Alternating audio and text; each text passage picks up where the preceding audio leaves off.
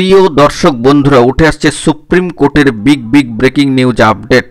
যোগ্য অযোগ্য তথ্য সাবমিশন, সম্মানীয় চেয়ারম্যান সাহেবের বার্তা। চারিদিকে কিন্তু তোলপাড় শুরু। আসল কারণ জানা গেল। বন্ধুরা কি আছে ভিডিওতে অবশ্যই সবটা আলোচনা করছি। জরুরি তথ্যাদি আর্জেন্ট ভিত্তিতে ভিডিওটাতেই ক্রিয়েট করা। ভিডিওটিকে শেষ পর্যন্ত দেখবেন, কোনোভাবে স্কিপ করবেন না। চ্যানেলটিকে সাবস্ক্রাইব করে সঙ্গে থাকবেন। তো চলুন কথাবার্তা না বাড়িয়ে আমরা মূল টপিকেই ফোকাস করি। বন্ধুরা, যে বিষয়টি জানা যাচ্ছে, যোগ্য অযোগ্য বাছাইয়ের প্রশ্নে সর্বোচ্চ ন্যায়ালয় সুপ্রিম কোর্টকে যথেষ্ট তথ্য দিয়েছিল স্কুল সার্ভিস কমিশন। তা সত্ত্বেও যোগ্যদের বাছাই না করে সুপ্রিম কোর্ট কার্যত প্যানেল বাতিল করে দেয়। শিক্ষাকর্মীদের 2016 সালের প্যানেল বাতিল নিয়ে এইভাবেই রাজ্য সরকারের তরফে সন্দেহ বা ধোঁয়াশা কিন্তু নিরসন করা হলো।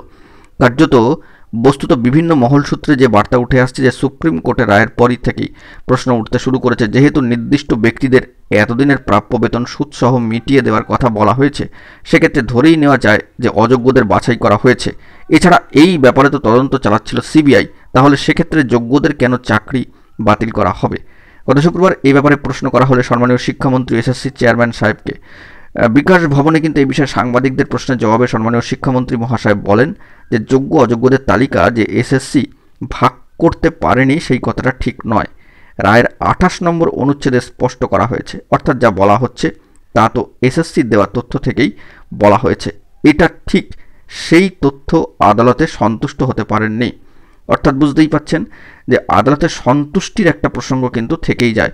আসল বিষয় হলো কিন্তু এটাই। অন্যদিকে এসএসসি সম্মানীয় চেয়ারম্যান সাহেব সিদ্ধার্থ মজুমদার মহাশয় সাংবাদিক সম্মেলনে কার্যত মন্তব্য করেন, যোগ্য অযোগ্যদের তথ্য আমরা সুপ্রিম কোর্টকে দিয়েছিলাম। সুপ্রিম কোর্ট বলেছেন দেরিতে আমরা তথ্য দিয়েছি, কিন্তু সুপ্রিম কোর্ট তাতে সন্তুষ্ট হতে পারেননি।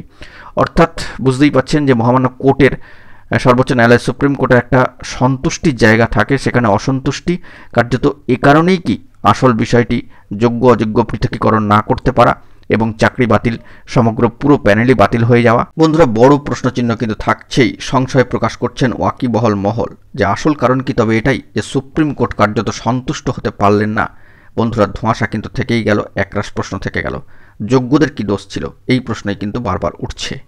বন্ধুরা, এখন এটুকুই। সকলে ভালো থাকবেন। চ্যানেলটিকে এখনই সাবস্ক্রাইব করে নিয়ে সঙ্গে থাকবেন জরুরি আপডেটগুলি পাওয়ার জন্য। ধন্যবাদ।